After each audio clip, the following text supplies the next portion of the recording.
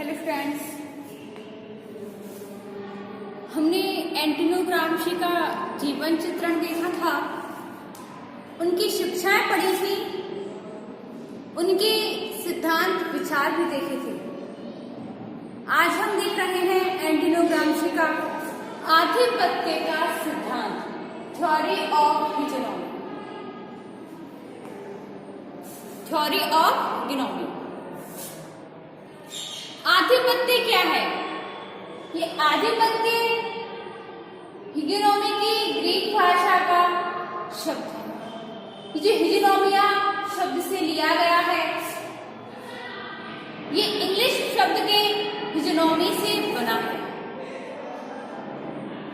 हीजेमोनिया का अर्थ होता है आधिपत्य, प्रभुत्व, नेतृत्व या शासन।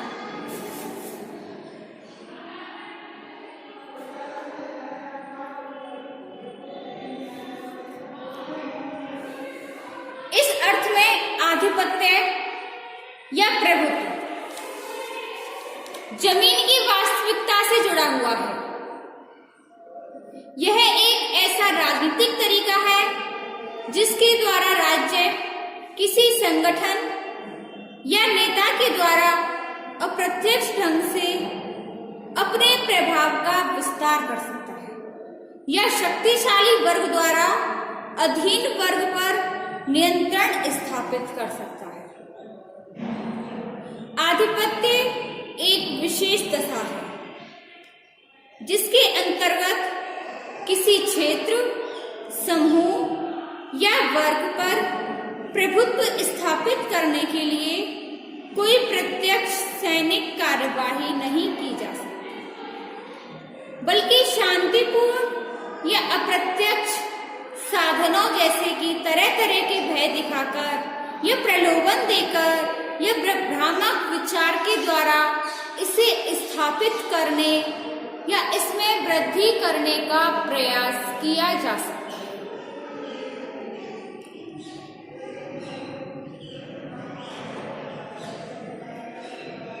ग्राम्शी पूंजीवादी अर्थव्यवस्था में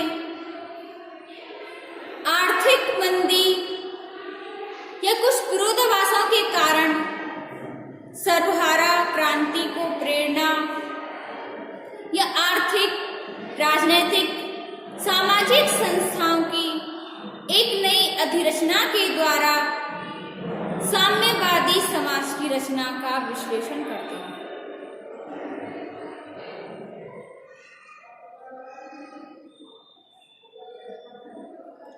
ये आधिपत्य शब्द का उपयोग एक देश के द्वारा दूसरे देश पर भौगोलिक, राजनीतिक या सांस्कृतिक शासन स्थापित करने के संदर्भ में करते हैं। अब आती है आधिपत्य की अवधारणा। आधिपत्य के अर्थ को स्पष्ट करते हुए ग्राम्शी लिखते हैं कि यह वैचारिक प्रभुत्व का एक विशेष रूप है। किसी राज्य व समाज में जब एक वैचारिकी, जिसे कि ग्राम्शी विश्व दृष्टि कहते हैं, इससे प्रभावपूर्ण होती है, तब यह यथार्थ को स्पष्ट करने वाली किसी दूसरी वैचारिकी शक्ति का या दूसरे तरीकों का दमन करने लगती है। वास्तव में आधिपत्य का संबंध अनेक प्रकार की विचारधाराओं से हो सकता है।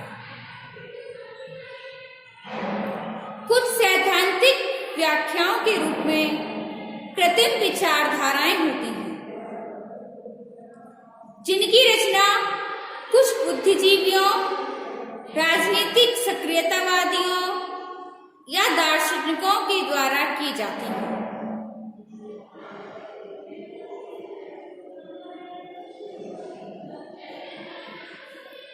विचारधाराएं सांस्कृतिक होती हैं, जिनका संबंध जीवन में सामान्य लोगों के द्वारा अनुभवों से होता है। जिस तरह की विचारधाराएं सांस्कृतिक आधार पर विभिन्न तथ्यों को देखने, उनमें विश्वास करने या ऐसी संस्थाओं से संबंधित होती हैं जो धर्म, शिक्षा या परिवार आदि से संबंधित विश्वासों को बनाए रखती हैं। इन विश्वासों और संस्थाओं के द्वारा समाज में उन नैतिक विश्वासों तथा व्यवहार के तरीकों को मान्यता दी जाती है जिन्हें अधिक सही, तर्कपूर्ण या नैतिक माना जाता है। जिन संस्थाओं और विश्वासों को प्रभुत्वशाली संस्कृति का समर्थन मिला होता है, वे इन्हें इतने शक्तिशाली बन जाते हैं कि व्यवहार के वैकल्पिक तरीकों के बारे में भी सोचना कठिन हो जाता है।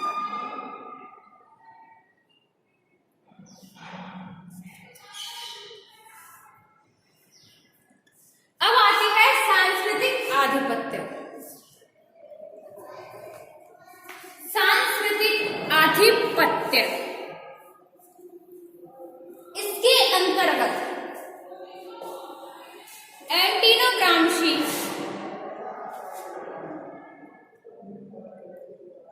आधिपत्य का वास्तविक रूप सांस्कृतिक आधिपत्य से संबंधित मानते हैं। वे इस संदर्भ में स्पष्ट करते हैं कि सांस्कृतिक आधिपत्य के रूप में शासक वर्ग द्वारा समाज में जिन सांस्कृतिक प्रतिमानों को लागू किया जाता है, वे वास्तव में बुर्जुआ वर्ग के सांस्कृतिक आधिपत्य का ही प्रतिनिधित्व करते हैं। इस दशा में इन सांस्कृतिक प्रतिमानों को किसी भी तरह स्वाभाविक और अपरिहार्य नहीं माना जा सकता है।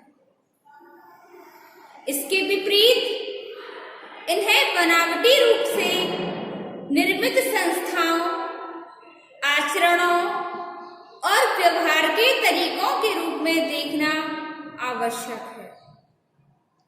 और यह भी जरूरी है कि सामाजिक वर्गों पर प्रभुत्व स्थापित करने के उपकरण के रूप में इनकी वास्तविक वैचारिक जड़ों की खोज की जाए। सर्वहारा वर्ग की बौद्धिक और राजनीतिक स्वाधीनता के लिए इस तरह के ज्ञान को स्पष्ट करना होता है, क्योंकि इसी ज्ञान की सहायता से कामगार, किसान और गांव और कस्बों के सामान्य लोग अपनी एक अलग कामगार वर्ग की संस्कृति का निर्माण कर सकते हैं।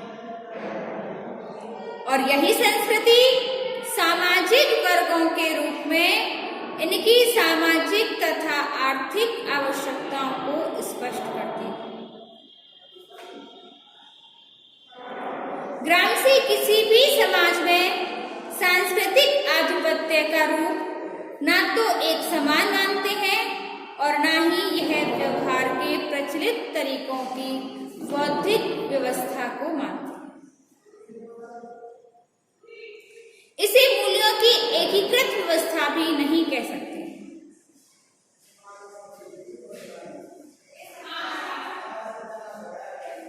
यह स्तरीकृत सामाजिक संरचनाओं का एक संकुल है जिसके अंतर्गत प्रत्येक सामाजिक या आर्थिक वर्ग के कुछ विशेष सामाजिक उद्देश्यों और उन तर्कों का समावेश होता है जो एक वर्ग से संबंधित लोगों को विशेष ढंग से ऐसे व्यवहार करने की अनुमति देते हैं जो दूसरे वर्गों के सदस्यों के व्यवहारों से भिन्न होते हैं।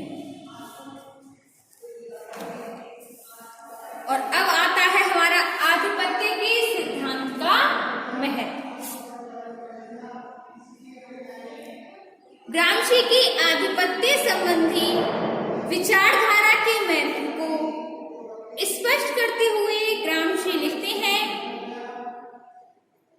कि जिन पक्षों पर प्रकाश डालने से उनकी सहायता में यह समझना सरल होता है कि वैश्विक स्तर पर समाजवाद की सफलता और असफलता के मूलभूत कारण क्या थे। इसके साथ ही सांस्कृतिक आधिपत्य का इस सिद्धांत यह भी स्पष्ट करता है कि वह कौन सा व्यवहारिक दृष्टिकोण है जो विश्व में विद्यमान विभिन्न दशाओं के बीच समाजवादियों को आत्मचिंतन करने के लिए सही दिशा दे सकता है।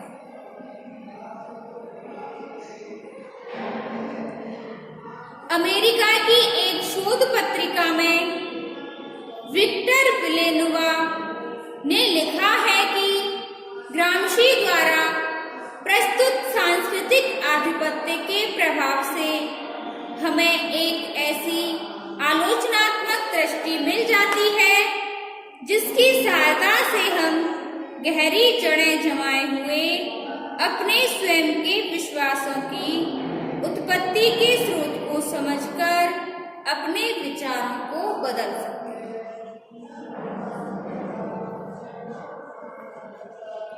हमारे विश्वास कहाँ से आते हैं, अथवा हमें एक विशेष ढंग से सोचने और व्यवहार करने की सीख किसके द्वारा दी जाती है?